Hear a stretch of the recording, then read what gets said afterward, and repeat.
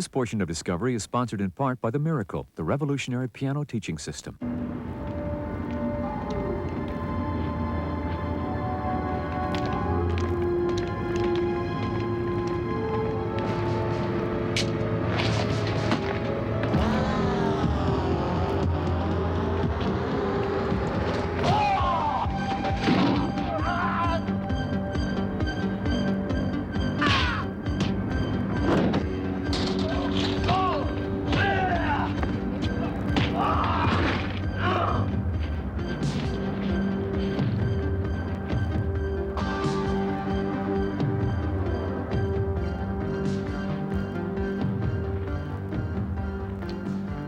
Welcome to Hollywood Stuntmakers. In a minute, we'll have a look at martial arts in movies.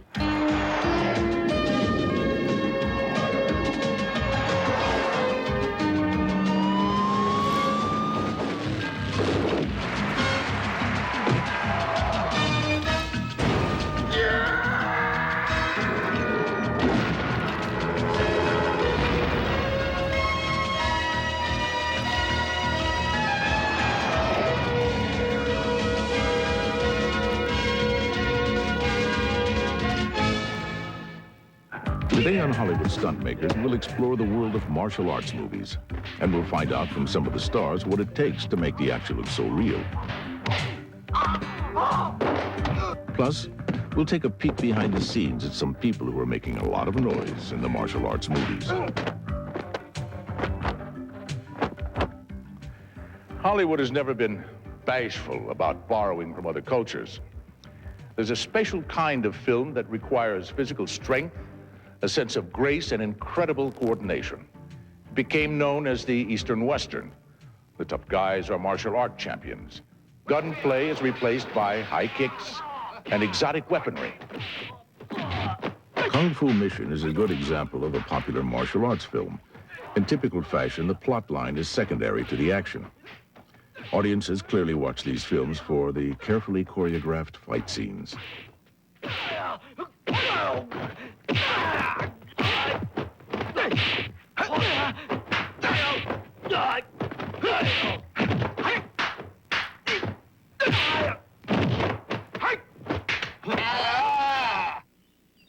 Let's meet Brandon Lee. He's carrying on the tradition of his legendary father, Bruce Lee, on the set of Showdown in Little Tokyo.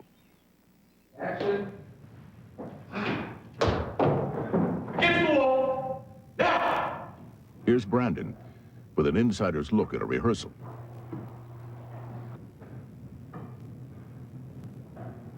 The martial art genre is special to me because it's always been more interesting, in my opinion, to watch two men who are possessed of skills in the martial arts fight with each other than to watch people shoot at each other.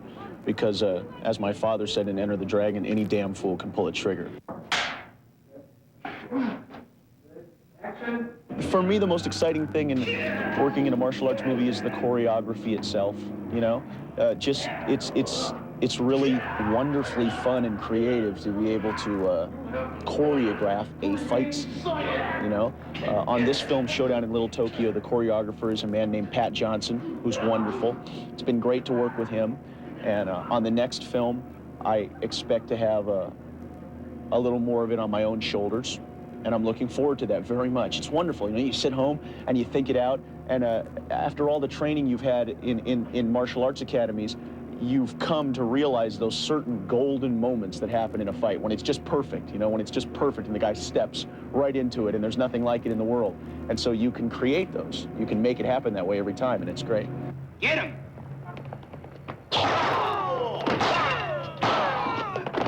I think the thing that is special about my father's impact is that he created the genre. I mean, he really created a genre where there wasn't one.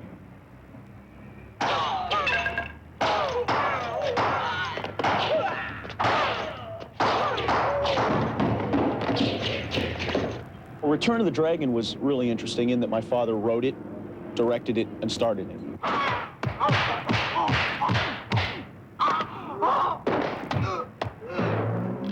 It was Chuck's first acting role, I believe.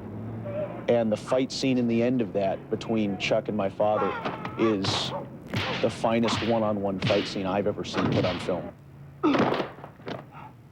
There are so many nice little things in that film that show that it's a fight scene between two fighters. You know what I mean? Little things, I mean real little things, little feints, little things like that.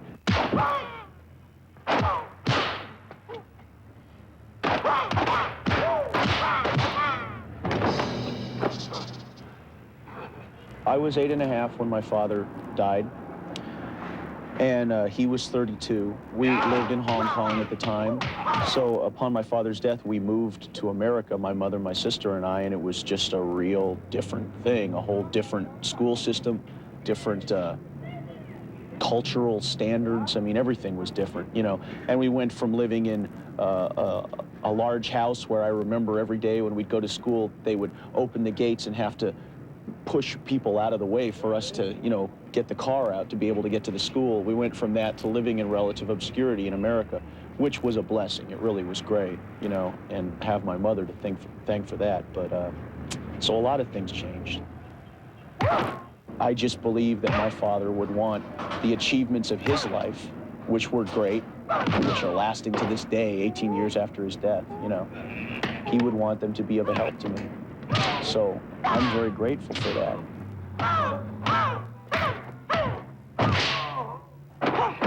I know that he would not want me to attempt to become a pale carbon copy of himself. I believe that. And besides which, I have no desire to, and I couldn't anyway. You know, I'm another person, and hopefully I'll have my own book to write. We'll be watching for Brandon Lee's climb to stardom. We'll be right back with the people who make these movies sound the way they do. Stay with us.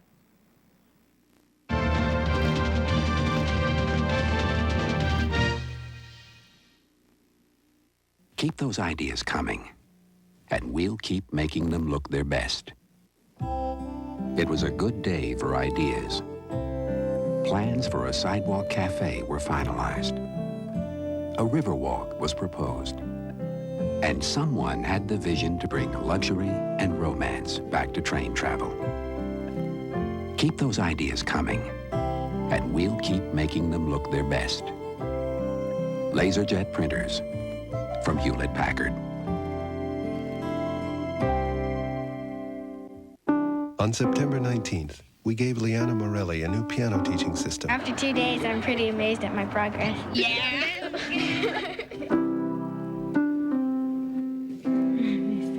Keep going. 1 month later, she performed a miracle.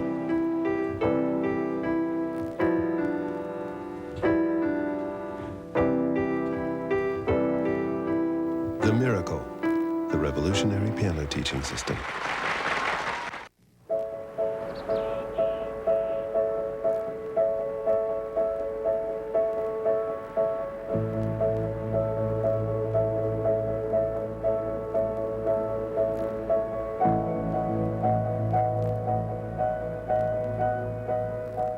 In a wintry world, they're the most graceful inhabitants, a flight of deer. Monday at 9 Eastern on Discovery Showcase.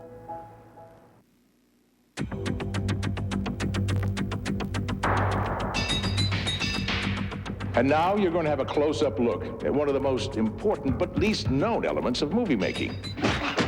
Sound effects editing. Making a film is a collaborative effort between a lot of different teams working independently of each other. They're all working on the same film, but we're all specialists and we do specific tasks. My task is I'm a sound designer and a sound editor, and I cut the sound effects that are added to the picture later on. Typically, when I get the picture, there's a lot less sound there than most people would anticipate. There's the sound that was recorded with the picture.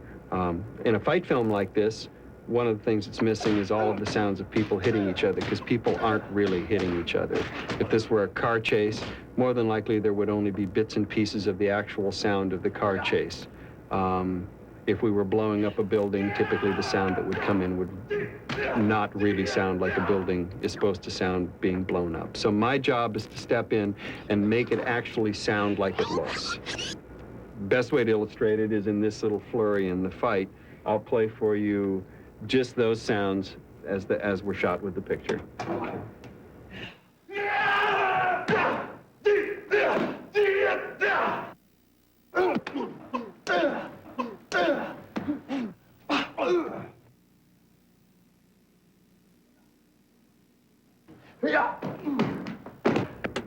So my job then is to look at that picture and figure out the structure of the fight and make sounds that are appropriate for that fight.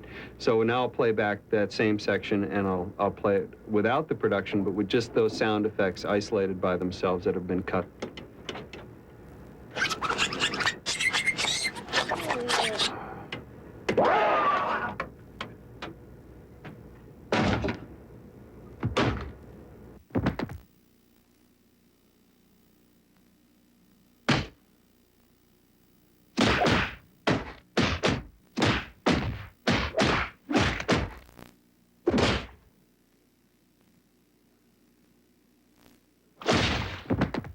Something that's very important in the dynamics of the actual fight sounds is that one of the pitfalls is that you can't make every hit be the biggest hit that ever walked the face of the planet, because then what happens is it all sounds very much the same. So every hit, every punch, every kick is examined one at a time. The film is taken apart and dissected, and a sound that is exciting yet appropriate for not only that individual hit, but for the overall dynamics of the fight.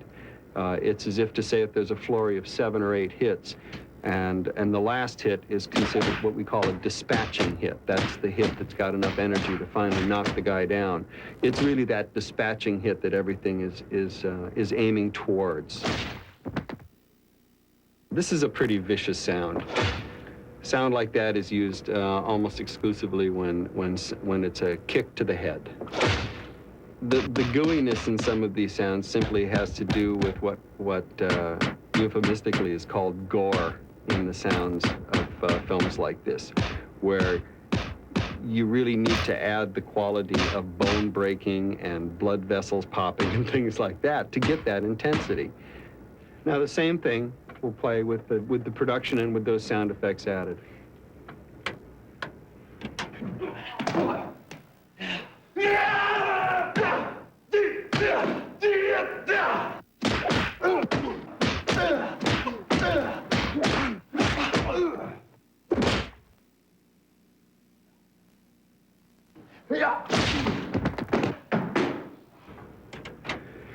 Now, of course, what would be added to that then would be foley, which is all of the small sounds of the movement, all of the footfall on the mat, all of the whooshing of the arms.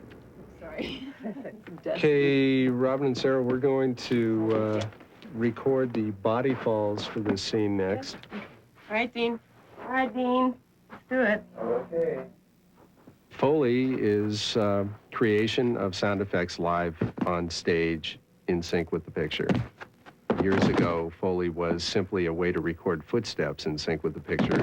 It was something that they didn't really want to do, but it made the overall sound job easier, so they built these stages, and they did it with the least amount of expertise and the least amount of money. Now, Foley has become two things. It's become a way to bring life to a scene, and it's also become a way to ease the editor's burden in terms of the hard effects that he has to cut. Okay, that was great. Foley and I work together as a team. You know, in the case of the fights, I've taken care of all of the actual impacts, all of the actual skin hitting skin, but the sounds of the cloth movement, the sounds of the feet on the mats, the sounds of the arm or you know, the leg whipping through the air, the whooshes behind it, those we've decided in this particular film to leave to Foley. I think a good Foley artist needs a sense of rhythm and sense of creativity. You have definitely. to think of, you know, you have to think of what will work for sound. Sometimes the real thing, it doesn't necessarily sound right. And you have to think on your feet. No pun intended. You do. And I think a sense of humor helps too. You're trapped in this room all day. So. And this is like a marriage, so you got to love your partner. We rented mats for the show, the professional real karate mats. But when we got them and they sounded dreadful. They got too much residual noise, and it actually didn't sound good at all. So we had to come up with something that would, even though it's not correct, it doesn't look Visually, right. it's not right. But it sounded Sonically. better. You don't want it to get in the way and make it a problem. It takes an incredible amount of focus because the red light goes on and you have to be there like this, you know, so it really is split-second timing. You have to be in sync, and you also have to, I mean, I know it sounds ridiculous, but there's character. I mean, when somebody's angry, they walk differently. There are good Foley artists and there are bad Foley artists. And if Foley artists are bad, there isn't anything I can do with these knobs to make it sound right. And therefore, it becomes extremely important to get good people out there. Robin and Sarah are among the best. Okay, good. This room looks like my grandmother's attic because we need 1 million props to do, literally everything is redone. Each prop is redone, so we go to junkyards and we have all these different surfaces if you're walking on cement, or if you need dirt, or if you need wood, gravel pit, water, or brick, linoleum. You have to have all the different surfaces so that you can go from outside, walk along the grass, onto the street, into a wooden house, up the stairs. So you have all these different surfaces. I'll play the scene now. This is 13 channels of Foley playing.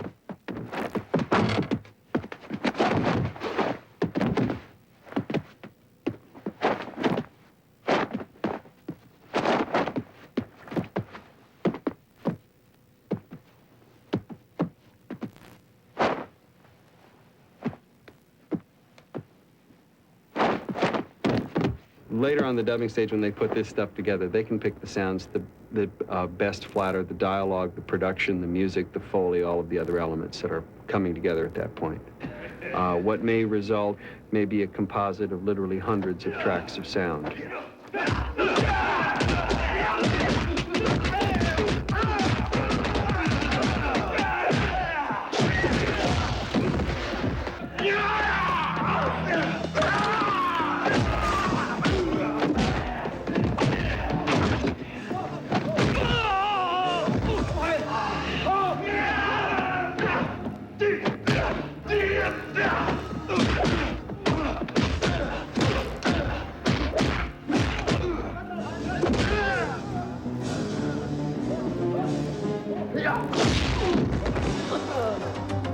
Stick around. We'll be right back with more.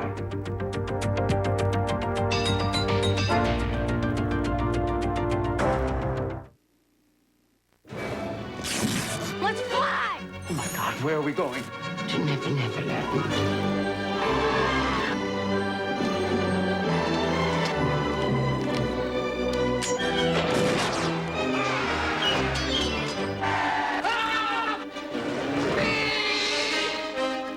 Robin Williams, Julia Roberts, Bob Hoskins, and Dustin Hoffman as Hook. Rated PG, parental guidance suggested. Starts Wednesday at a theater near you.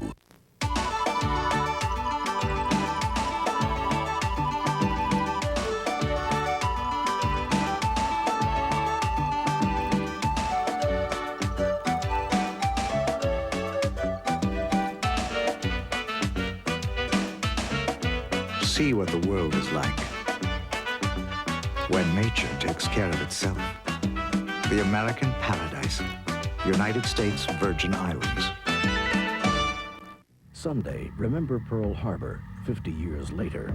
Remember it with the men who were there. To them, it's as though the attack happened yesterday. Target, Pearl Harbor, Sunday at 8 Eastern, only on the Discovery Channel. Coming up now. I'll call you. Really working that phone? No kidding. Are you, global? My business, only way to play the game. Well, here's something that might help. Oh, really?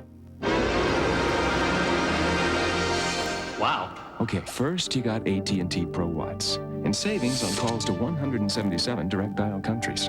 Yeah, it's great.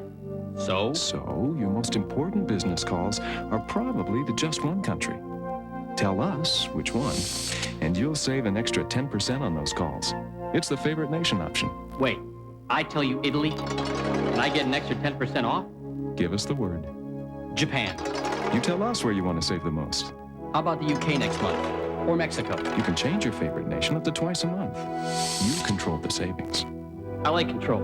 Great. Then call us. I will. Canada. Call 1-800-441-5735.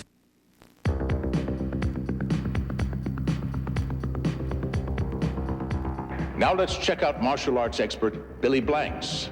A 7-time world champion, Billy Blanks has made martial arts a lifelong study. He's now applying this discipline to films.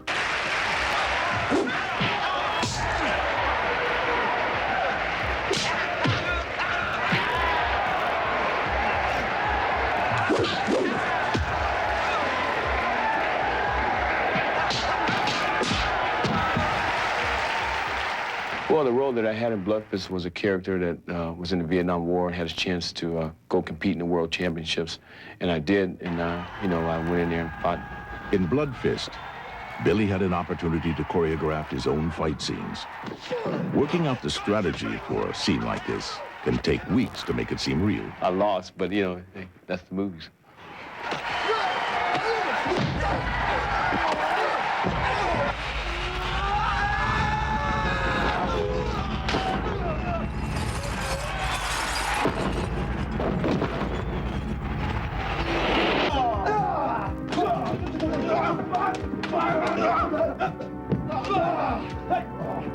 I think you choreograph a martial arts fight by the angles of the camera and knowing what techniques are executed to the camera that make the technique look better.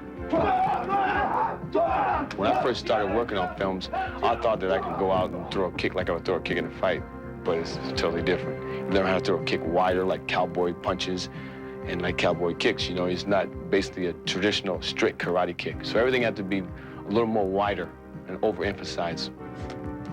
I think the most important thing that martial arts can teach a person, period, is discipline and focus. I think that's the key. Studying as an actor and studying as a martial artist is basically about the same. You know, I think it's just goals. You gotta set yourself a certain goal.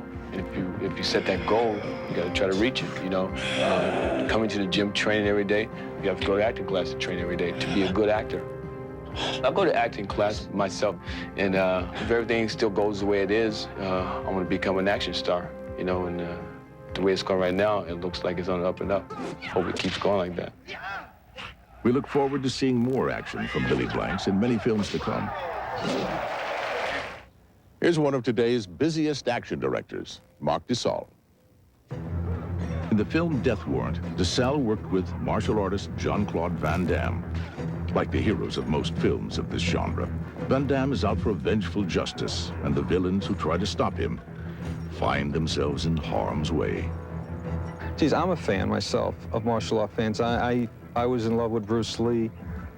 He was my favorite. And I think people like them because it's like a ballet sometimes, watching fights with professionals doing their thing. It's really interesting to watch. It's exciting. Everybody likes a good fight if it's done well. You know, rather than the old Western movies where, you know, it was more of a joke. But to make them look realistic, I think is very interesting for a lot of people. The biggest thing about making a fight look realistic is not so much throwing the punch, it's taking the hit. It's reacting to the hit that makes the fight work. And that takes timing. And that's not something that you could just pick up. Even though you can be a great fighter or a good martial artist, to be able to receive the hit is what sells the hit. And you have to have that timing just down. So it takes time to learn that. In order to make the fights look very realistic, you have to rehearse again and again so that some contact is made and yet it doesn't hurt you. So that the camera angles are picking up the hits. So between the choreography and the cameramen and the angles and the individual fighters themselves, it has to be timed very carefully and rehearsed.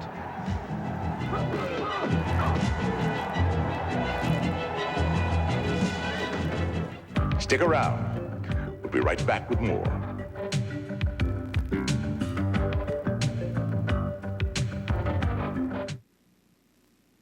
The Nature of Things, Sundays at 7 Eastern, only on the Discovery Channel.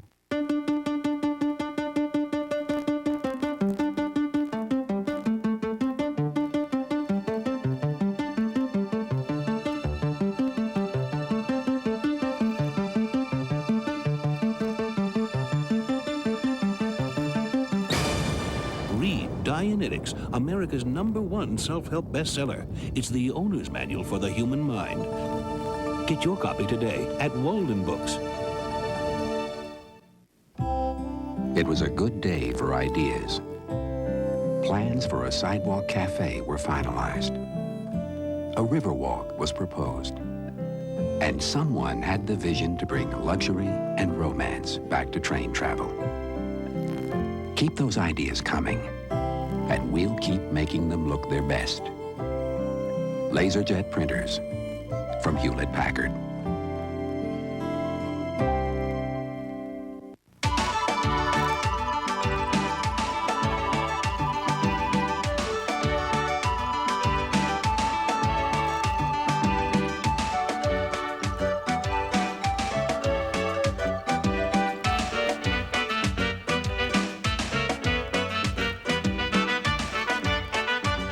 We have everything under the sun. The American paradise, the United States Virgin Islands. Dive to Adventure as TDC TV takes you to the world that waits beyond the shore. A dramatic underwater world, beckoning all who seek excitement. Sea Week, beginning Monday at 7:30 Eastern, only on the Discovery Channel.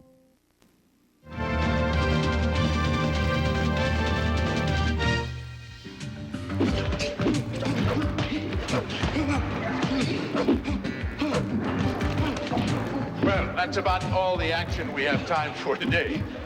Now, we'll be back with a... Hey, hey, hey! Will you just cool it till I finish this over here? All right. As I was saying, we'll be back with more from behind the scenes in our next edition of Hollywood Stuntmakers. Yeah! Keep safe. All right, what is it? We can negotiate something here, right?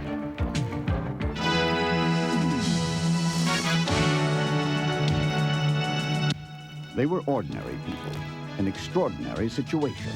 Could they rise to the occasion, stare down danger, and come out heroic? Find out as Tom Jarrell looks back on Moments of Courage. That's next on Discovery.